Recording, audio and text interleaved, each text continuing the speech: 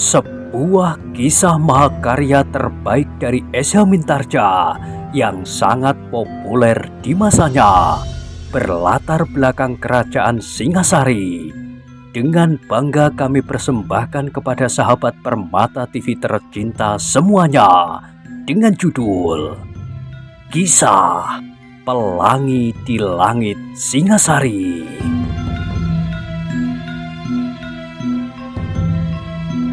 Pada kesempatan yang sangat baik ini, kita masuk pada episode yang ke-209.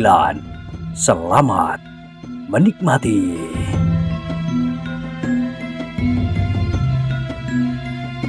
Pada episode sebelumnya telah diceritakan, permaisuri itu pun kemudian dengan tergesa-gesa meninggalkan Petamanan. Ia segera ingin menghadap Aku Tunggul Ametung untuk menyampaikan hasil pembicaraan itu. Tetapi alangkah kecewa hati permaisuri itu ketika ternyata Aku Tunggul Ametung baru berada di paseban depan, dihadap oleh beberapa tetua pemerintahan dan pemimpin prajurit-prajurit. Karena itu maka permaisuri itu masih harus menunggu sampai pembicaraan itu selesai, dan dengan demikian maka ia harus berada di dalam biliknya dalam kegelisahan yang sangat. Sementara itu, jajar gemuk yang masih tinggal di taman hampir-hampir tidak dapat menguasai dirinya. Hampir-hampir ia benar-benar menjadi gila. Ia merasa bahwa sampai saat ini rencananya berjalan lancar. Permaisuri yang gelisah itu dengan mudah dapat ditipunya. Kalau benar besok ia mendapat tugas untuk menyampaikan tebusan itu bersama hanya 2 orang prajurit, maka semuanya akan berlangsung dengan mudahnya. 2 orang prajurit itu akan dibunuhnya bersama adik dan kawan-kawannya. Mayatnya akan ditinggalkan saja di gapura kota. Aku Tunggul Ametung pasti menyangka bahwa Kepu Sindet telah berkhianat. Tetapi Kepu Sindet sendiri malam nanti harus sudah binasa bersama kuda sempana. Kepu Sindet harus sudah mati, sehingga tidak akan dapat mengganggu penyerahan besok.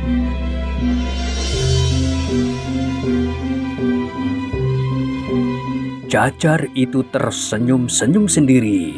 Kini ia yakin bahwa ia akan berhasil mendapatkan tebusan 3 pengatek perhiasan seorang permaisuri Aku yang kaya raya. Hehehe, nasibku akan segera berubah, desisnya. Ketika kemudian 2 orang kawannya juru taman lewat di sampingnya, ia sama sekali tidak mau berpaling. Ia merasa bahwa kedua orang itu sama sekali bukan sepadanya. Keduanya adalah orang-orang yang bernasib jelek untuk sepanjang hidupnya. Aku akan memiliki tanah yang luas, rumah yang besar, dan kekayaan yang melimpah-limpah. Ia masih berangan-angan. Hanya orang-orang yang bodoh yang bertahan pada nasibnya yang jelek. Hanya penakut yang malas, yang sama sekali tidak berani dan tidak mau berbuat apa-apa. Nasibnya akan selalu malang. Tiba-tiba jajar itu mengerutkan keningnya. Teringat olehnya usahanya untuk menghindari pertemuan dengan Kepu Sindet hari ini. Ia harus pulang sebelum waktunya. Kalau ia pulang terlambat, Kepu Sindet pasti akan menunggunya atau mengawasi pintu regol dari kejauhan, kemudian mengikutinya dan mengejutkannya di tengah jalan. Sekarang, akulah yang harus menentukan tempat pertemuan, katanya di dalam hati. Aku harus pulang jauh sebelum waktunya. Aku akan menunggu kedua orang itu di rumah. Kalau mereka menunggu aku agak jauh di luar regol halaman ini dan menjelang senja, aku masih juga belum keluar, mereka pasti akan mencariku di rumah. Jajar itu segera membasahi dirinya. Ia tidak akan menunggu lebih lama lagi. semakin cepat akan menjadi semakin baik. Ia akan pulang jauh sebelum waktunya, sebelum Kepu Sindet dan kuda Sempana menungguinya dari kejauhan. Tetapi Jajar itu tidak merasa perlu minta diri kepada kedua kawannya. Kini ia merasa bahwa kedua orang itu sudah bukan kawannya lagi. Karena itu, ia sama sekali tidak merasa perlu untuk berbicara dengan mereka. Sejenak kemudian dengan tergesa-gesa, Jajar itu berjalan meninggalkan taman. Masih jauh dari waktu yang seharusnya. Matahari baru sampai di puncak langit dan panasnya serasa menghunjam di ubun-ubun. Tetapi Jajar itu sama sekali tidak menghiraukannya. Ia melangkah semakin cepat. Dilaluinya jalan-jalan yang tidak pernah dilewatinya. Nyidat lewat halaman-halaman yang kosong, di sela-sela rumpun-rumpun bambu liar. Kemudian meloncati parit dan pagar-pagar batu yang terlampau tinggi. Aku harus segera sampai ke rumah, geramnya. Sebelum setan alasan itu menyusulku, kalau mereka tidak tahu bahwa aku sudah pulang, maka mereka pasti menungguku sampai hari hampir gelap. Barulah mereka akan mencariku ke rumah. Sementara itu, anak-anak gila itu telah bersiap menyergapnya dan menyeretnya ke lubang kubur. Jajar itu tertawa sendiri. Kakinya masih melangkah dengan cepatnya, melemparkan debu yang putih.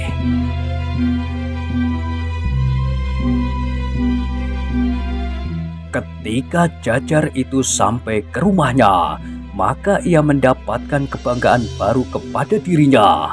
Ia bangga bahwa perhitungannya kali ini ternyata benar. Kepu Sindet masih belum sempat menungguinya di jalan-jalan atau di mana saja yang dikehendakinya. Karena Kepu Sindet selalu menganggap bahwa Jajar itu pulang pada saat matahari turun di arah barat. Ia pasti akan datang ke rumah ini, desis Jajar yang gemuk itu. Tetapi nanti setelah matahari turun, ia kini pasti menunggu aku lebih dahulu, agak jauh di luar regol. Tetapi aku tidak akan muncul sampai matahari terbenam. Nah, sekarang orang berwajah mayat itu baru ia tahu bahwa ia tidak dapat berbuat sekehendaknya atasku. Hari ini, akulah yang menentukan tempat pertemuan. Tetapi meskipun demikian, Jajar itu masih juga diganggu oleh kegelisahan. Kalau Kepu Sindet itu datang terlampau cepat sebelum anak-anak gila itu ada di sekitar rumah ini, maka rencananya masih juga belum akan berjalan dengan baik. Kalau orang-orang itu datang terlampau cepat, aku berusaha menahannya dengan segala macam cara, katanya di dalam hati. Mungkin aku dapat berpura-pura merebus air, atau baru mandi, atau baru apa saja. Tetapi mudah-mudahan mereka datang setelah senja. Bagi Jajar yang sedang menunggu senja itu, terasa matahari berjalan terlampau malas. Waktu yang hanya setapak demi setapak maju itu terasa jauh lebih lama dari hari-hari biasanya. Oh, Jajar itu mengeluh. Aku hampir mati karena menunggu-nunggu dan menunggu. Kali ini matahari sengaja mempermainkan aku. Setan alas. Tetapi betapa terasa lambannya. Namun matahari semakin lama menjadi semakin rendah di ujung barat. Sinarnya menjadi semakin redup dan memerah seperti darah.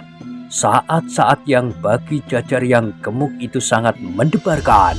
Sebentar lagi, ia akan terlibat dalam suatu tindakan yang berbahaya dan menentukan. Namun taruhannya cukup besar. Nyawa atau 3 pengadek perhiasan permaisuri Akutumapel. Seberapa kekuatan kedua orang itu? Desisnya. Aku percaya kepada anak-anak muda itu. Berkelahi adalah pekerjaan mereka sehari-hari. Mereka bukan sekedar orang-orang liar yang tidak berarti. Tetapi mereka berguru pula untuk mempelajari ilmu berkelahi. 9 orang akan hadir di sini nanti untuk membunuh yang 2 orang itu. Meskipun keduanya bernyawa rangkap, tetapi keduanya tidak akan mampu melepaskan dirinya. 2 orang dari anak-anak muda itu mampu memecah batu dengan tangannya, sedang adikku mampu mematikan kesadaran seseorang dengan ketukan-ketukan pada tubuhnya. Namun bagaimanapun juga, dada Jajar itu menjadi semakin berdebar-debar. Hari pun semakin lama menjadi semakin suram, sejalan dengan dada Jajar yang gemuk itu yang menjadi semakin berdentangan.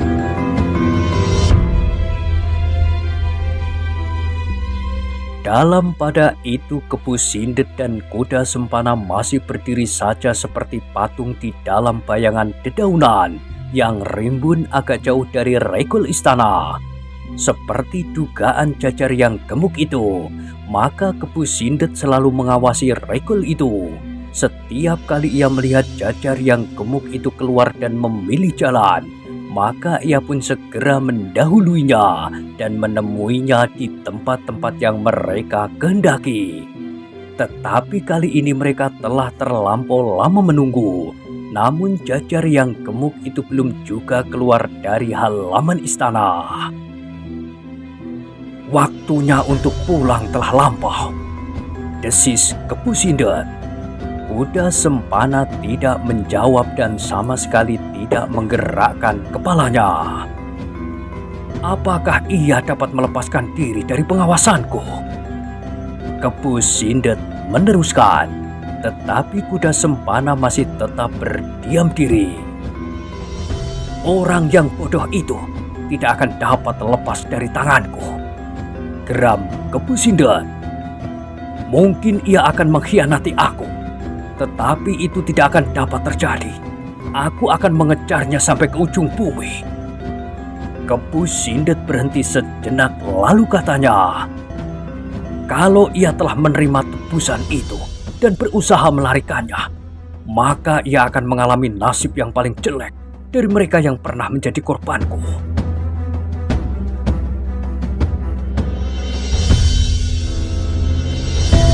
Kuda Sempana masih tetap dalam kediamannya.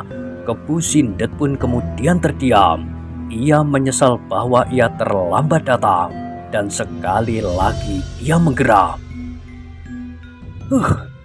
Jajar itu pasti pulang jauh sebelum waktunya, supaya ia sendiri dapat menentukan di mana kita akan bertemu.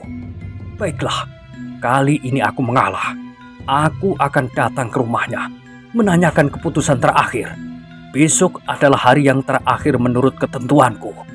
Kalau besok persoalan ini masih belum selesai, mungkin aku akan mengambil keputusan yang akan sangat menyakitkan hati bagi permaisuri yang kikir itu, atau bahkan mengejutkannya dan menyesalinya. Kali ini kuda Sempana berpaling. Ia tahu benar bahwa Kepu Sindet telah kehilangan sisa-sisa kesabarannya. Ia memelihara Mahesa Agni dengan harapan yang seolah-olah tidak akan dapat didapatkannya. Karena itu, ia akan merasa tidak berguna lagi untuk membiarkan Mahesa Agni hidup lebih lama lagi. Kuda Sempana sendiri tidak tahu bagaimanakah tanggapan perasaannya atas persoalan itu. Ia tidak tahu apakah ia bergembira, apakah kecewa. Yang dapat dirasakannya adalah jantungnya berdebar semakin cepat. Kalau kali ini gagal, maka aku akan berbuat langsung menurut caraku. Kepu Sindet masih menggeram, tetapi wajahnya yang beku masih tetap beku seperti mayat.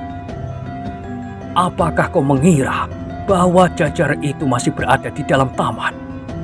Bertanya Kepu Sindet kemudian.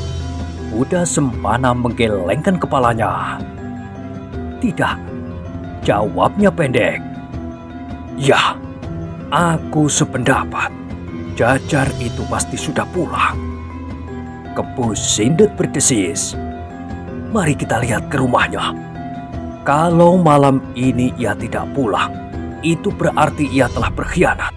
Ia telah menerima tebusan itu, tetapi tidak diserahkannya kepadaku dan berusaha menghindarkan dirinya. Kepu Sindet berhenti sejenak, lalu katanya, "Seandainya tidak, biarlah ia hari ini merasa menang karena aku mencarinya di rumahnya. Biarlah ia merasa menang dengan kemenangannya, kesenangannya yang terakhir, sebab umur Jajar itu pun tinggal sehari besok. Diserahkan atau tidak diserahkan tebusan itu, Jajar itu besok akan mati. Kalau ia menerima tebusan dan menyerahkannya kepadaku, ia akan mati supaya ia tidak terlampau banyak menuntut. Kalau ia gagal, ia pun akan mati pula, karena ia telah menelan waktuku sepekan ini." Kuda Sempana mengerutkan keningnya. Jajar itu pun bernasib jelek. Berhasil atau tidak berhasil, ia akan dibunuh oleh Kepu Sindet dengan alasan apapun. Tetapi hal itu sudah diduga pula oleh Kuda Sempana. Setiap orang yang tidak berguna lagi bagi Kepu Sindet setelah mereka mengadakan hubungan macam apapun, pasti akan dibunuhnya. Ia menyadari bahwa kelak akan sampai juga saatnya ia sendiri, Kuda Sempana, akan dibunuh juga oleh Kepu Sindet itu. Tetapi Kuda Sempana sendiri sama sekali sudah tidak menghiraukannya. Hidup baginya seolah-olah telah berhenti. Ia memang sudah mati dalam hidupnya. Sekali lagi Kuda Sempana berpaling ketika ia mendengar Kepu Sindet itu berkata, "Marilah kita pergi ke rumah Jajar gila itu. Aku ingin melihat ia mengangkat dadanya atas kemenangannya kali ini, supaya aku besok puas mencekiknya." Tetapi Kuda Sempana tidak menjawab. Ia berjalan saja di belakang Kepu Sindet yang melangkah pergi. Jajar yang gemuk itu yang menunggu Kepu Sindet di rumahnya masih juga selalu dicekam oleh kegelisahan. Sekali-sekali ia menjengukkan kepala keluar pintu. Sekali-sekali ia berjalan hilir mudik di halamannya. Ia menarik nafas dalam-dalam ketika ia melihat di sudut halaman rumah seberang seorang anak muda duduk di bawah pohon yang rindang. Anak muda itu adalah adiknya. Jajar itu mengangguk-anggukkan kepalanya. Ketika ia mengangkat wajahnya, maka dilihatnya sinar-sinar merah di langit menjadi semakin redup. Bayangan pepohonan menjadi semakin samar karena sinar senja yang semakin suram. "Anak-anak itu sudah ada di sekitar halaman rumah ini," katanya di dalam hati. Jajar itu kemudian tersenyum sendiri. "Kasihan Kuda Sempana dan orang yang berwajah mayat itu. Mudah-mudahan nyawanya tidak menjadi hantu yang selalu menggangguku kelak." Jajar itu tertawa sendiri. Lambat, tetapi semakin lama menjadi semakin keras, sehingga suara ketawanya mengejutkannya sendiri. Ketika Jajar itu sadar akan dirinya, maka tertawanya pun segera berhenti. Ia masih harus menunggu Kepu Sindet dan Kuda Sempana. Ia masih harus menyelesaikan pekerjaan yang besar ini.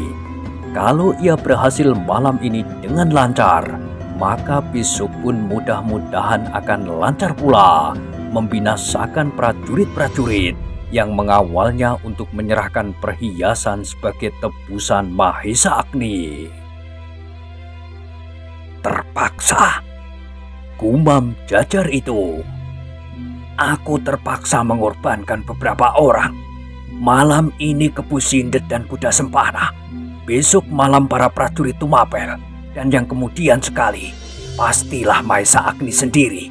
Kalau Kepu Sindet tidak kembali pada waktunya, maka orang-orang yang ditugaskannya menunggui pasti akan membunuh Mahesa Agni seperti pesan Kepu Sindet. Atau orang-orang itu pun akan mengkhianatinya. mereka akan berbuat sendiri tanpa Kepu Sindet menghubungi Permaisuri untuk mendapatkan tebusan. Tetapi mereka pasti akan menyesal, sebab begitu mereka dapat berhubungan dengan pihak istana, begitu mereka akan dimakan oleh ujung senjata.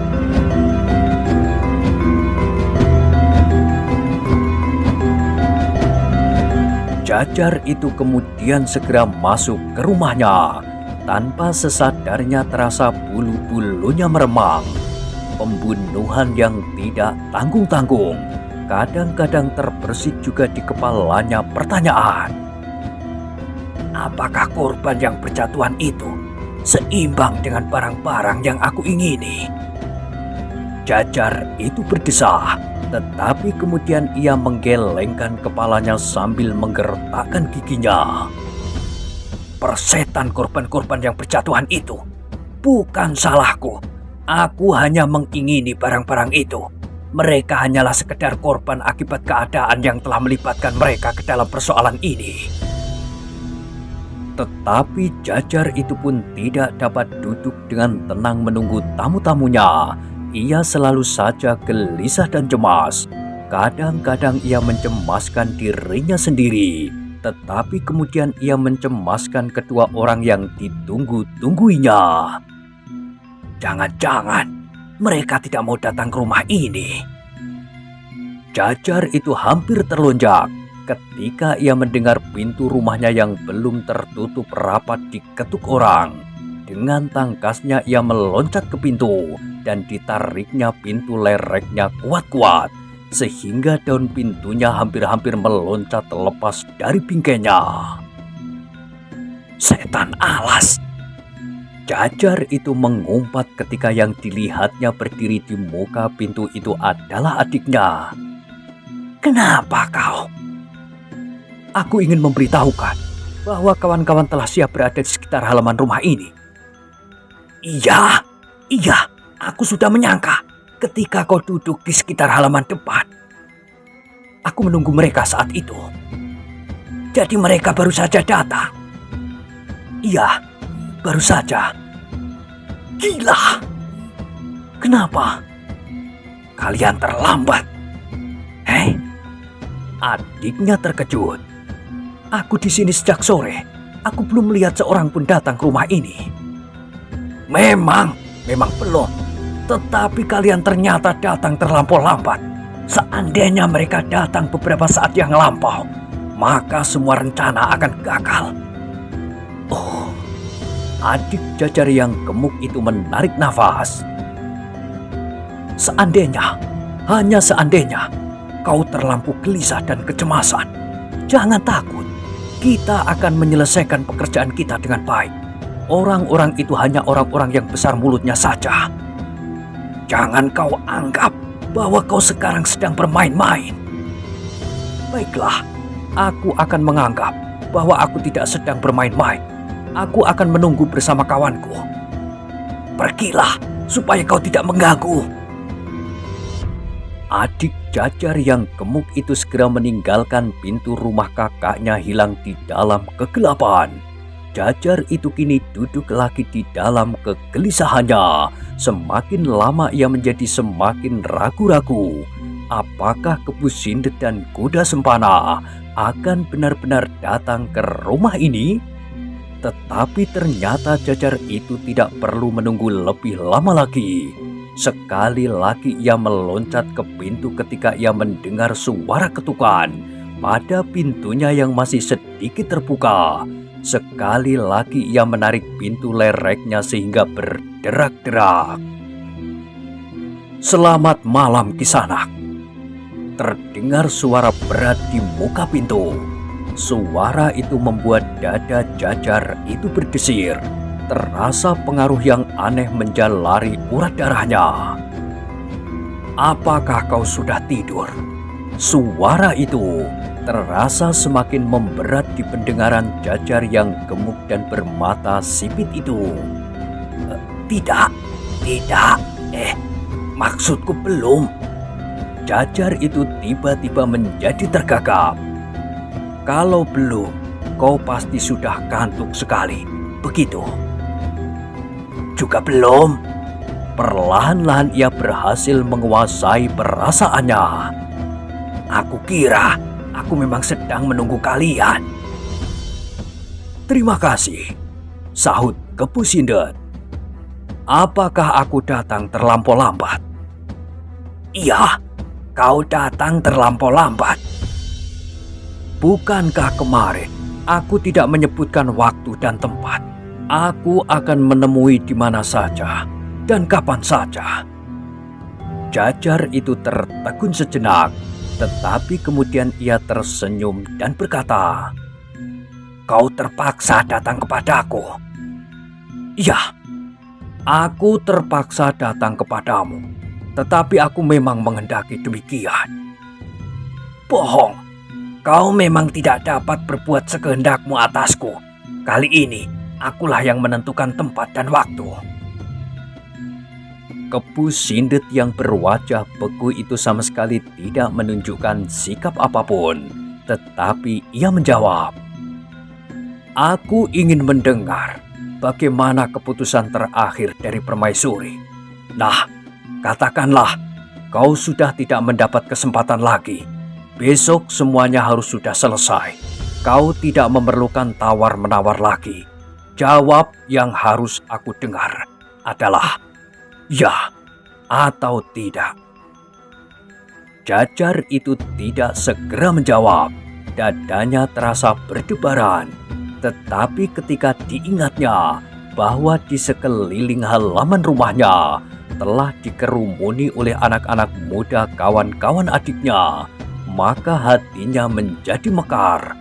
Bahkan ia kemudian mengangkat dadanya sambil menengadahkan wajahnya. Katanya, "Kepu Sindet, apakah benar-benar kau tidak menginginkan tawar-menawar lagi?" "Tidak," jawab Kepu Sindet pendek. "Sama sekali." "Sama sekali." Jajar yang gemuk itu mengangguk-anggukkan kepalanya. Kini sikapnya menjadi berubah. Ia mengharap bahwa anak-anak muda itu telah berada dekat dengan rumahnya untuk sebentar lagi berbuat sesuatu memancing persoalan dengan Kepu Sindet dan kuda sempana.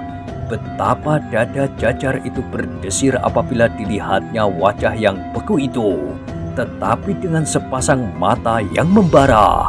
Namun adiknya dan kawan-kawannya telah memberinya harapan.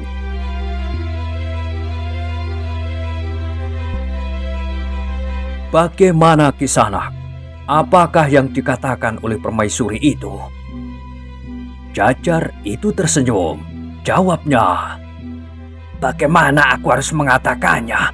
Kau hanya ingin mendengar jawaban, iya atau tidak.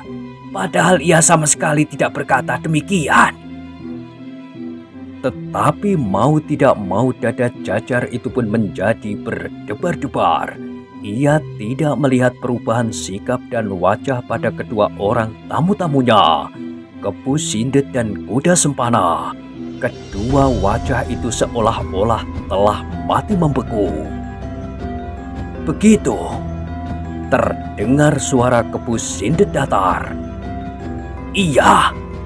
Jawaban itu meloncat begitu saja dari mulutnya. Kepu Sindet sejenak berdiam diri. Jajar itu melihat ia memiringkan kepalanya dan wajah yang beku itu mengangguki. Tiba-tiba terasa bulu-bulu Jajar itu meremang. Wajah yang beku itu masih membeku, tetapi dari badannya terpancar sesuatu yang mengerikan. Sehingga tanpa sesadarnya Jajar itu meraba kerisnya yang kecil yang disembunyikannya di bawah kain panjangnya.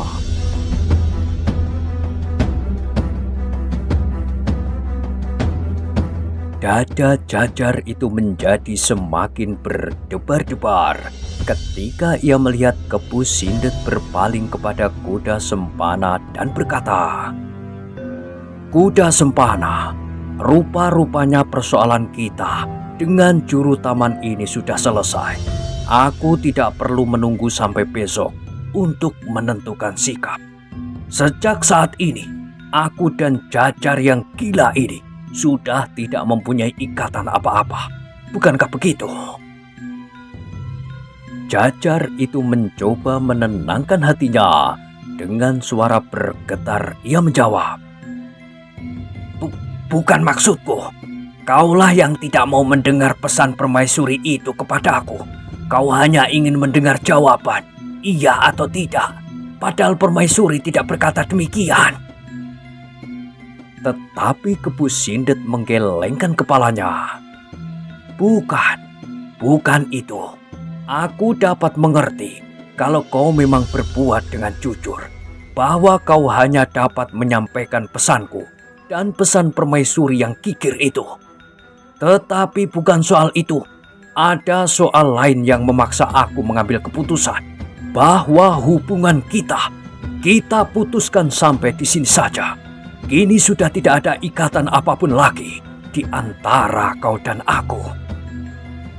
Jajar yang sedang berdebar-debar itu dengan sekuat tenaganya mencoba menenangkan hatinya. Setiap kali dibesarkannya hatinya dengan rencananya yang matang, setiap kali ia mencoba berkata di dalam hatinya, anak-anak itu telah siap untuk berbuat. Tetapi yang meloncat dari mulutnya adalah suara tertawanya. Suara tertawa yang dipaksakannya. Di antara derai suara tertawanya, ia berkata tersendat-sendat, Kepu Sindet, bukankah aku yang mengundang kau kemari? Bukan aku yang minta kita saling berhubungan dalam soal ini. Kaulah yang datang sendiri. Sekarang kau memutuskan hubungan ini. Kenapa aku harus berkeberatan? Sikapmu lain dengan sikapmu kemarin. Itu adalah perkembangan persoalan yang terjadi di dalam diriku. Aku yang sekarang telah maju 1 hari dari yang kemarin. Persoalan-persoalan di dalam diriku pun telah maju pula 1 hari. Yang 1 hari inilah memang yang telah merubah segenap sikap dan rencanaku. Dan karena itulah, maka kau mengundang kelinci-kelinci untuk membunuh dirinya. Kata-kata itu benar-benar mengejutkan hati Jajar yang gemuk itu. Terasa dentang jantungnya menjadi semakin keras dan darahnya menjadi semakin deras mengalir. Wajahnya menjadi merah seperti saka. Dengan gemetar ia bertanya, "Apa maksudmu?" "Aku mendengar desah nafas yang memburu di sekitar rumah ini. Ayo, jangan berdiri di muka pintu. Masuklah, mungkin kalian ingin berkenalan dengan Kepu Sindet." Dada Jajar itu menjadi semakin berdebaran. Ia tidak menyangka sama sekali bahwa orang ini mempunyai pendengaran yang sedemikian tajamnya. Ia sendiri yang mengerti bahwa ada anak-anak muda di sekitar rumahnya sama sekali tidak mendengar suara apapun.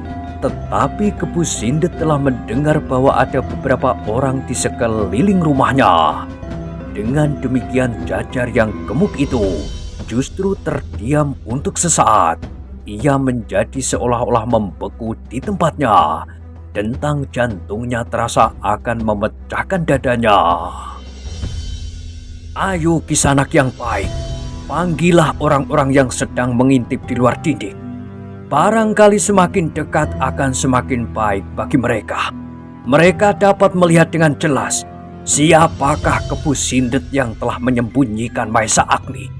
Apakah mereka yang sedang bersembunyi di sekitar rumah ini prajurit-prajurit Tumapel atau siapa saja? Bagiku tidak akan ada bedanya." Jajar yang gemuk itu masih mematung, bahkan matanya seolah-olah tidak berkedip. Dengan sekuat tenaganya, ia berjuang untuk menguasai perasaan sendiri. Dalam pada itu yang terdengar adalah suara tertawa di luar pintu. Hanya perlahan-lahan saja, tetapi sangat menyakitkan hati. Kepu Sindet dan kuda Sempana serentak berpaling. Suara tertawa itu benar-benar telah menyinggung perasaan mereka. apalagi Kepu Sindet yang berhati batu itu. Lamat-lamat mereka melihat sebuah bayangan berdiri di luar pintu, seorang anak muda yang bertolak pinggang.